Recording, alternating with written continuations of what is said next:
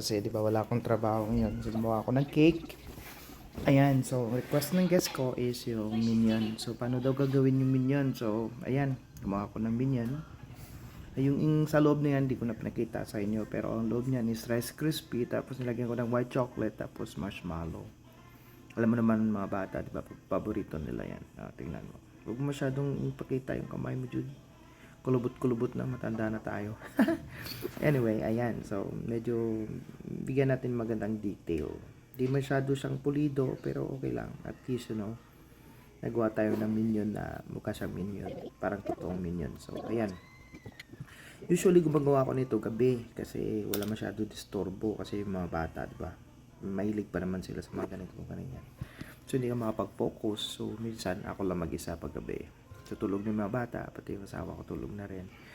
So, ayan, yan. So, ngayon is maaga ngayon, nagbo-voice over ako dito sa ginagawa ko. So, ayun, medyo maditalye kasi alam niyo naman na madaming kaya maingat din tayo. Pero hindi naman ganun ka super detailed ito. So, saglit lang siya gawin. So, pero syempre kailangan mo masanay gawin itong ganito kasi akala mo minsan easy lang siya gawin pero medyo mahirap din at saka matagal siyang gawin. So, gumagawa ko kasi from the scratch ng sarili kong fondant, gum paste, tsaka chocolate molds. So, ayan. So, medyo mahirap ang gum paste gawin kasi minsan nagda-dry siya tapos sobrang dry na talaga at hindi malambot. So, minsan mga bata, they don't like it. So, kailangan medyo malambot lang. So, pag gumagawa ako, gumagamit ako ng gum arabic tsaka Tylose all together. Ayan. Para hindi masyado matigas, hindi naman siya masyado malambot.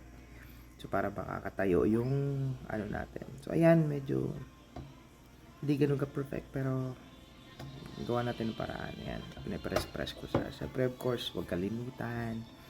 Always wash the hand. Kasi bare hand lang ginagamit natin. Kasi saka mahirap gawin yung detailed na na mga ganito kung naka-gloves ka, di ba? So, always sanitize your hand before doing it. And don't touch anything para hindi masyado makontaminate yung kasi kinakain din to ng mga bata eh. So ayan, they have the legs and they have the feet. Ayan, ginagawa ko na siya. Ayan, pinabilisan na natin kasi tagal, Jude, tama na. 7 minutes na 2 minutes na tayo nagsasalita dito. So ayan, nakakatuwa lang siya tingnan pag yung mga finished product niya. So ngayon, ang technique ko dyan is medyo pale sa tingnan kasi di ba dry. So, mamaya ibabrush ko siya ng konting tubig lang para maging shiny siya. At least parang mukha siyang totoo. So, ayan na nga. Yan. Yan ang tagal mo, Jude. Bilisan mo. So, ito kasi vlog to eh. Kailangan natin mabot ng at least 10 minutes. So, ibalagay ko siya sa aking page. So, if you want to learn more about this, punta lang kayo sa sa page ko. So, ayan. May mga mapanoorin niyo siya. Kailangan may patience, Kailangan may patience kayo when you're doing this. If not, hindi ito para sa inyo. Kasi paggawa ng cake or customized cake it takes a lot of time.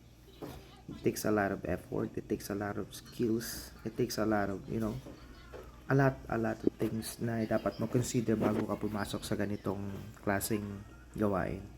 So, aside from being a chef, professional pastry chef din ako. So, kaya medyo hindi ito masyado bago sa akin gawin.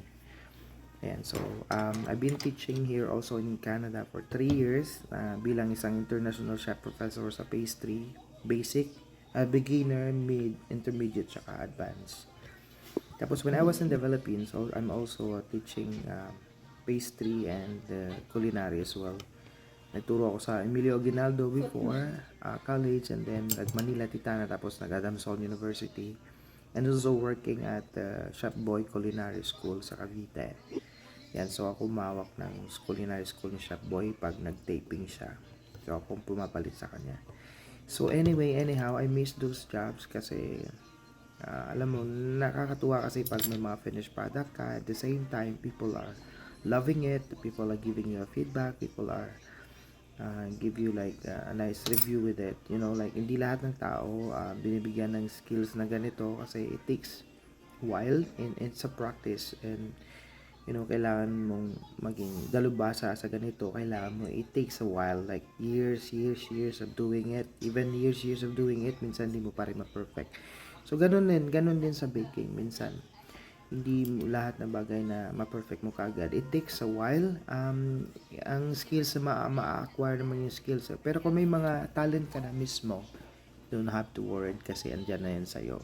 So, ang gagawin mo na lang i-enhance saka i-polish siya. So, sa mga aspiring chefs natin dyan, tsaka mga bakers and pastry, huwag magalala kasi ma-acquire din natin yung mga ganitong skills. Basta tiyaga lang, tsaka palagi tayo magpa-practice. Ayan. So, ayan. I think nasabi ko na lahat kasi medyo mahaba na yung voiceover ko dito. Nasa 5 minutes na yung voiceover ko. Pero, ito naman is binibigyan ko kayo ng mga ideas on how you be able to, to achieve this kind of stuff. Para sabi ko, hindi to matutunan ng isang araw, 2 araw, 3 buwan, or 6 na buwan, or isang taon. It takes a while. So, pero kung talented ka na talaga, then, why not, diba? Hindi na ako magsasabi dyan. So, ayan, moving forward, ang tagal kong matapos ito kasi 6 minutes pa lang. Pero pinabibilisan ko na kasi 7 minutes and 35 seconds na naman ito. So, ayan.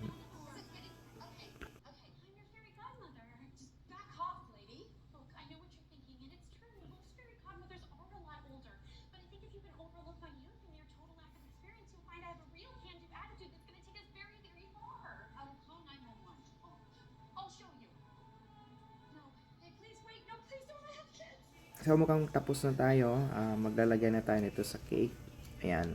So, make sure stable siya. Pwede rin kayo gumamit ng toothpick or any barbecue stick para mag-stick siya dyan. Pero, nilagay ko siya ng dripping chocolate kasi kaya medyo okay lang siya dyan na didikit siya. Kahit anong galaw, hindi siya matumba or anything.